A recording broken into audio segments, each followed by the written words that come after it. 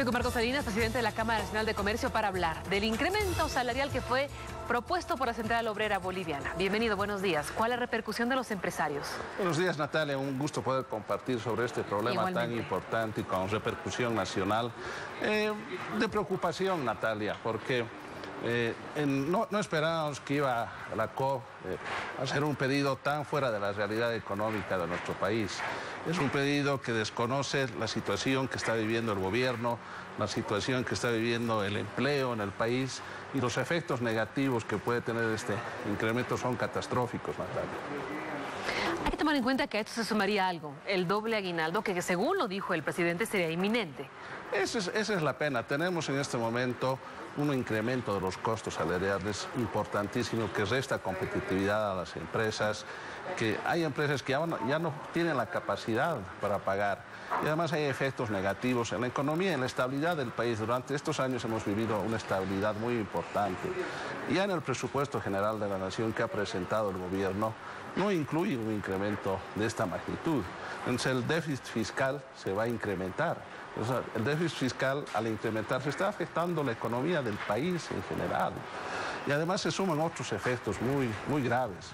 Nosotros hemos hecho un estudio en la Cámara Nacional de Comercio que ha determinado que estos incrementos de los últimos años han generado desempleo, más que empleo. Y lo que más me preocupa es el empleo del joven. 21% de los jóvenes en este país no tienen empleo. Y con estas medidas de incremento, las empresas ya no van a querer contratar. Entonces va a ser mucho más difícil para un joven tener su primer empleo. Es una tragedia. Y el empleo de la mujer también se ve afectado. Entonces todas estas medidas además hacen que la formalidad se pierda. Ya las empresas no quieren ser formales, no quieren cotizar a la salud, a las AFPs, y cada vez el empleo se vuelve más precario. Entonces con el fin de beneficiar a un pequeño sector se está perjudicando al país.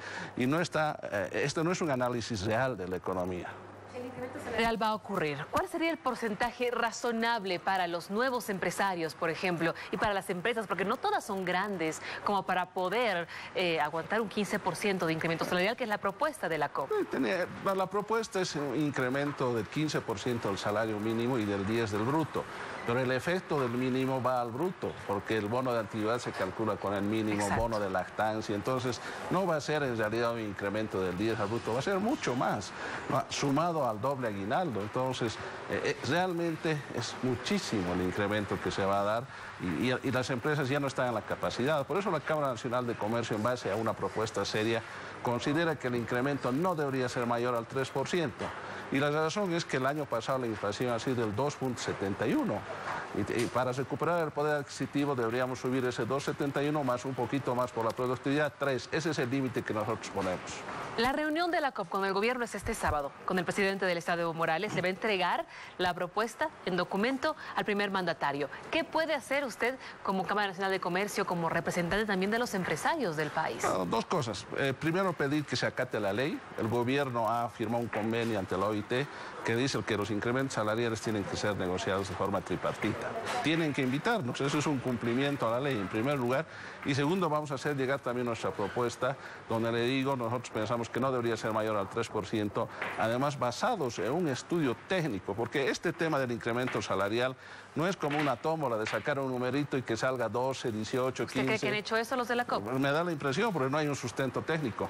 Nosotros sí tenemos sustentos técnicos en base a la realidad económica. En base a ese sustento técnico que tienen como empresarios, ¿hay alguna posibilidad? ¿Se envió una carta al primer mandatario para también tener una propuesta, entregar la misma? Sí, por supuesto. Nosotros vamos a hacer una separata también en la prensa con la propuesta que tenemos técnica para que conozcan no solamente el primer mandatario, nuestro presidente, sino la población en general, porque este tema preocupa a todos, afecta a todos los bolivianos y le decía en especial a los jóvenes, a las mujeres, todos tenemos que saber del tema. ¿Se pidió una reunión así como lo hizo la COP? Sí, por supuesto. ¿Y hubo respuesta?